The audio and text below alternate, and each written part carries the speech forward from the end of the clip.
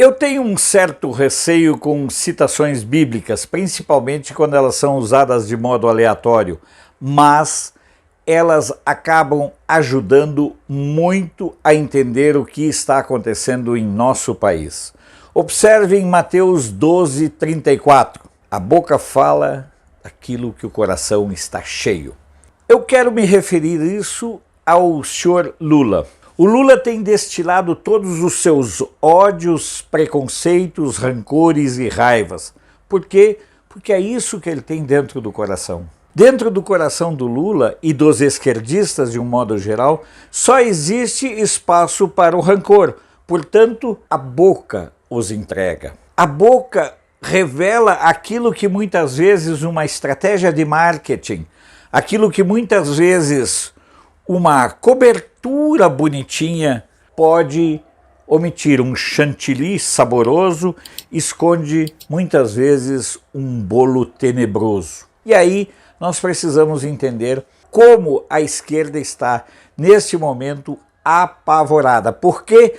Porque saiu a cobertura e está sendo exposta para a sociedade a parte mais podre da esquerda. O recheio que a esquerda tem para oferecer é este recheio que se revela pela boca dos esquerdistas. Ódio, rancor, preconceito, perseguição, uma tentativa clara de aprofundar a divisão, seccionar cada vez mais a nossa sociedade. Ainda nessa manhã eu conversei com policiais civis e é impressionante o poder devastador e revelador daquilo que Mateus nos diz. A boca fala daquilo que o coração está cheio. O Lula odeia policiais, claro que ele odeia, porque a opção do Lula é o crime organizado e o narcotráfico, que tem nos policiais o seu contraponto principal. Observem como as ações de Deus vão interferindo no cotidiano das pessoas. Observem como Deus atua nas coisas mínimas. Não adianta nada o Lula pedir desculpas, porque o Lula verdadeiro é aquele que já se manifestou pela boca, não o que se desculpou pela escrita. Até porque aquele texto que ele usou como desculpa não é texto dele, aquilo é texto de assessor de imprensa de quinta categoria. Aquilo é texto de assessor de imprensa militante, não de um jornalista. É diferente. Mas tem outras situações, como quando o Lula defendeu o aborto. No momento seguinte, eu não quis dizer isso. Quis sim e disse. Como no momento em que ele atacou a propriedade privada. Sim, ele quis falar exatamente aquilo. Por quê? Porque a boca fala daquilo que o coração está cheio. E os tampões que os marqueteiros colocaram ao longo do tempo na boca do Lula, esses tampões todos explodiram. E também não há mais o verniz dourado que a mídia criou durante muito tempo, porque esse verniz foi rompido pelas redes sociais. Não há mais como esconder esse Lula viscoso, pegajoso, enojante, essa figura realmente deprimente e que conspurca, apodrece toda a cena política nacional. Fosse o Brasil um país sério, Lula não estaria nem sendo cogitado como alternativa eleitoral. Lula é cogitado como alternativa eleitoral por aqueles que roubaram, por aqueles que se locupletaram ao longo do tempo e que não conseguiram construir um projeto alternativo de poder, que tentaram com a terceira via com 16, 17 ou 18 nomes. O próximo da lista será Michel Temer. Observem como esse quadro assusta a esquerda.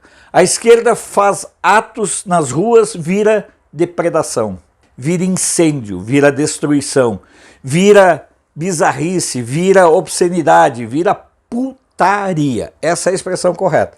A esquerda faz um show no 1º de maio que é um fracasso.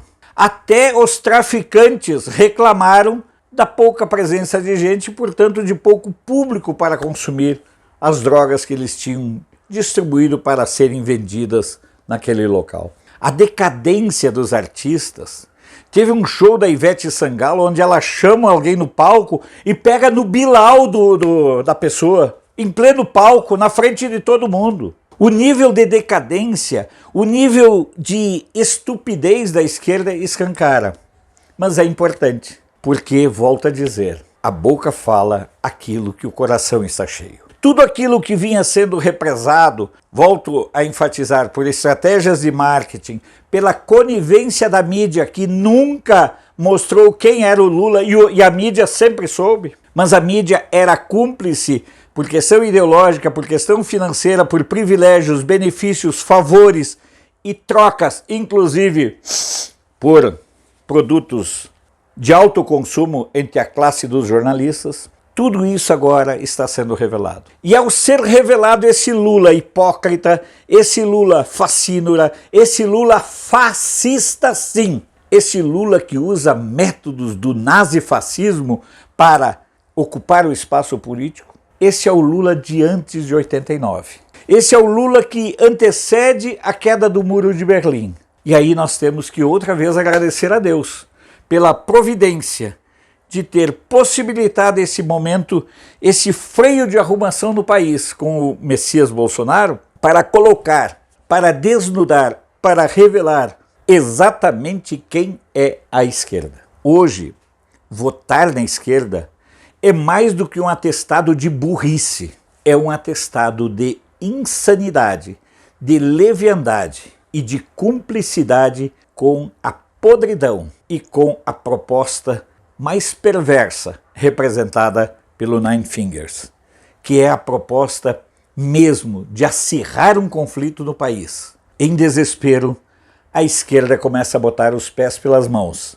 Portanto, cabe a nós, patriotas, aumentarmos os cuidados e aumentarmos ainda mais a nossa mobilização, porque, na minha opinião, o simples fato de nós termos um candidato como Lula mostra claramente o quão gigantesco será o trabalho para restaurar o Brasil para os brasileiros. Hoje, em boa parte, o Brasil continua nas mãos de criminosos. Pode ser do Foro de São Paulo, pode ser do Consórcio do Nordeste, pode ser das facções criminosas, pode ser das máfias italianas, pode ser de outros grupos. Mas nós temos o compromisso de não desistir. Esse é também o nosso parâmetro. Se você concorda com o teor desse vídeo, compartilhe em suas redes sociais, ajude a aumentar o engajamento em nossos vídeos, porque nós precisamos muito, mas muito mesmo, fazer com que o nosso despertar não seja um despertar momentâneo, mas seja a preparação para uma efetiva mudança de paradigmas em nossa sociedade. Sou Alfredo Bessoff, jornalista. Você pode não concordar com o que eu digo, mas eu tenho o compromisso de não silenciar.